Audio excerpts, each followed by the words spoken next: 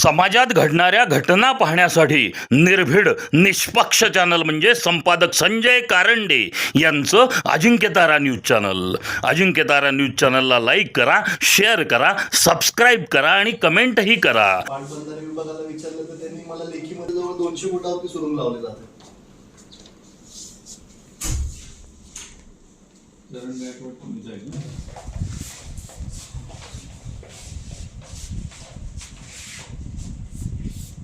बस तुम्ही तिथे थांबा, बाकी जागेवर सांगतो म्हणजे आता स्तंभ दिसतोय.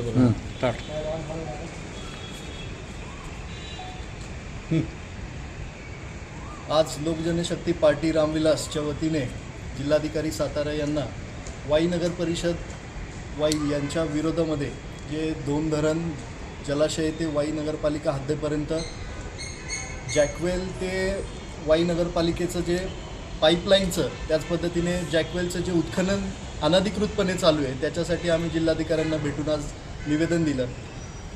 लोकजनशक्ती पार्टीच्या माध्यमातून गेले 2 महिने आम्ही याच्यामध्ये वारंवार संबंधित अधिकाऱ्यांशी विचारपूस करत असता आपले सार्वजनिक बांधकाम विभाग असेल किंवा पाटबंधारे विभाग असेल यांच्याकडून कोणतीही परवानगी न घेता वाई नगर परिषदेने बेशुमार पद्धतीने धरणामध्ये आणि त्याच पद्धतीने त्या रस्त्यालगत वाई नगर परिषदेच्या हद्दीपर्यंत बऱ्याच प्रमाणामध्ये उत्खनन केलेलं आहे. मला एक या ठिकाणी प्रश्न असा पडला आहे की एखाद्या सर्वसामान्य व्यक्तीने आज 1 ब्रास मुरुम उत्खनन केलं तर जवळपास त्याच्यावरती हजारो रुपयांची दंडात्मक कारवाई होते.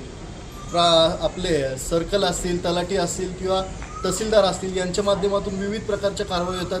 अक्षरशः त्यांच्या गाड्या जप्त होतात, मशीन असतील उत्खनन करणाऱ्या त्या जप्त होतात. मग इथे कोट्यवधीची रॉयल्टी बुडवून जर वाई नगर परिषदेने एवढं मोठ्या प्रमाणात जर उत्खनन केलेलं आहे तर संबंधित ठेकेदार आणि वाई नगर परिषदेवरती असं काही स्पेशल केस आहे का वाई नगर परिषद की त्यांना एक मुभा दिलेली आहे शासनाने?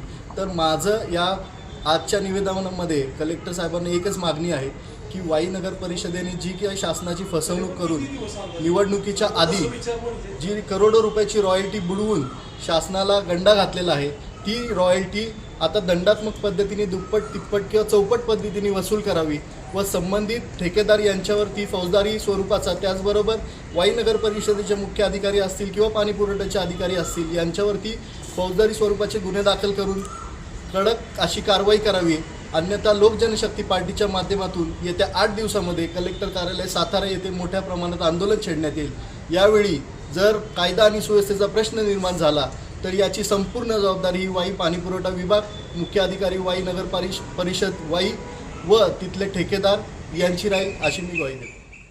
समाजात घडणाऱ्या घटना पाहण्यासाठी निर्भीड निष्पक्ष चॅनल म्हणजे संपादक संजय कारंडे यांचं Ajinkyatara news channel. Ajinkyatara news चॅनलला लाईक करा, शेअर करा, सबस्क्राईब करा आणि